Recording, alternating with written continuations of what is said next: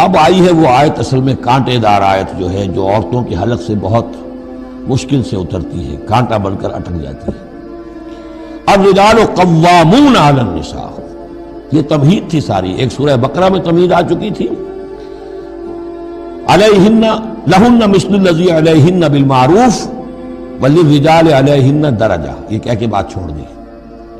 آگے آئے لا تتمنوا ما فضل اللہ بعضهم علی بعض، اور مزید اس کے لیے ذہنی جو ہے تیاری کر دی۔ اب آ رہی ہے وہ چیز جو چبھنے والی چیز ہے، الرجال قوامون علی النساء، مرد عورتوں پر حاکم ہے۔ یہ میں ترجمہ زور دے کر رہا ہوں۔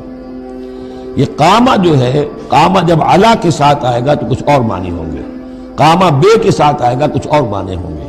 قامہ بے کسی شے کو قائم کرنا، کونوا قوامین بالقسط، اسی سورہ مبارکہ میں یہ آیت آ جائے گی، کونوا قوامین بالقسط، عدل کو قائم کرنے والے بن کر کھڑے ہونا۔ قامہ علا، کسی کے اوپر، سر پر مسلط ہونا، یہ ہے گویا کہ ایک درجہ حاکمیت ہے۔ گھر کے ادارے میں حاکم ہونے کی حیثیت مرد کو حاصل ہے۔ سربراہ خاندان جو ہے وہ مرد ہے، عورت نہیں۔ عورت کو بہرحال اس کے ساتھ ایک وزیر کی حیثیت سے کام کرنا ہے، یہ ہے اس کا اصل رول۔ اسی لیے میں بیان کر چکا ہوں کہ وہ جو نسیان کا معاملہ تھا، اللہ تعالیٰ نے اس کے اندر، چونکہ یہ سیکنڈ رول پلے کرنا ہے اسے یقیناً اس کے جذبات کو تو زیادہ ٹھیس پہنچنے کا امکان رہے گا۔ آدمی کو، ہر انسان، مرد بھی چاہتا ہے میری بات چلے، عورت چاہتی ہے میری بات چلے۔ اب آخر کار کس کی بات چلے گی؟ یا تو دونوں کسی طریقے سے کسی مسئلے میں متفق ہو جائیں، اور عورت جو ہے بیوی اپنے شوہر کو دلیل سے، اپیل سے جس طرح قائل کر لے تو معاملہ ٹھیک ہو گیا۔ اب اگر نہیں ہو رہا معاملہ تو اب کس کی رائے چلے گی؟ مرد کی رائے چلے گی۔ تو کس کو اس سے ایک صدمہ پہنچے گا؟ عورت کو پہنچے گا۔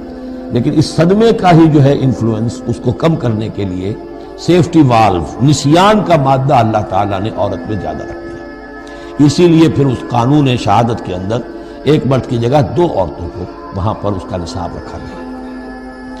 الرجال قوامون علی النساء بما فضل اللہ بعضهم علی بعض۔ اب یہ دوسری بات ہے کہ اگر وہ شوہر حاکم ہو کر ظلم کرتا ہے، ان کے حق ادا نہیں کرتا، تو اللہ کے یہاں بڑی سخت پکڑ ہوگی۔ یہ تو دوسری بات ہے بالکل۔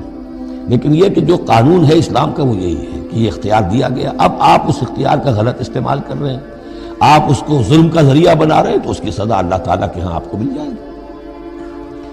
بما فضل اللہ بعضهم علی بعض، بسبب اس فضیلت کے جو اللہ نے بعض کو بعض پر دی ہے، وبما انفقوا من اموالہم، اور بسبب اس کے کہ جو وہ خرچ کرتے ہیں اپنے مال۔ اب دیکھیے یہ خرچ کرنے کا معاملہ اسلام میں شادی سے شروع ہو گیا۔ شادی مرد کی بھی ضرورت ہے، عورت کی بھی ضرورت ہے، لیکن مرد مہر دیتا ہے، عورت مہر وصول کرتی ہے۔ تو جو خرچ کرنے والا ہے اب اس کی ایک حیثیت دوسری ہو گئی۔ پھر گھر میں اس کا نان نفقہ پورا جو ہے، اس کا خرچہ، اس کی ذمہ داری، اس کو سپورٹ کرنا شوہر کے اوپر ہے، تو اب وہ مال خرچ کر رہے ہیں۔ بما انفقوا من اموالہم، فالصالحات، تو نیک بیویاں کون ہیں؟ جو کہ ایک یوں سمجھیے قرآن کے نزدیک ایک عورت کا جو اچھا کردار ہونا چاہیے، ایک خاتون خانہ کی جو بہترین روش ہونی چاہیے، وہ یہاں 3 الفاظ میں آئی ہے۔ فالصالحات، نیک بیویاں، قانتات، ایک تو فرما بردار ہوتی ہے، شوہروں کی فرما بردار، حافظات للغیب، غیب میں حفاظت کرنے والیاں۔ یعنی ظاہر بات ہے کہ مال ہے کسی کا تو گھر میں ہے، وہ تو کام پہ چلا گیا ہے، اب وہ کس کی حفاظت میں ہے؟ بیوی کی حفاظت میں ہے۔ اسی طرح بیوی کی جو عصمت ہے وہ در حقیقت مرد کی عزت ہے، اب وہ اس کی عزت کی حفاظت کرے اس کی غیر موجودگی میں۔ اسی طرح مرد کے راز ہوتے ہیں، سب سے زیادہ بڑھ کر جو ہے رازدان وہ تو بیوی ہوتی ہے۔ تو 3 اعتبارات سے حافظات للغیب، حافظات للغیب، غیب میں حفاظت کرنے والی ہیں۔ حفاظت کرنے والی ہیں شوہر کے مال کی، شوہر کے رازوں کی، اور شوہر کی عزت کی۔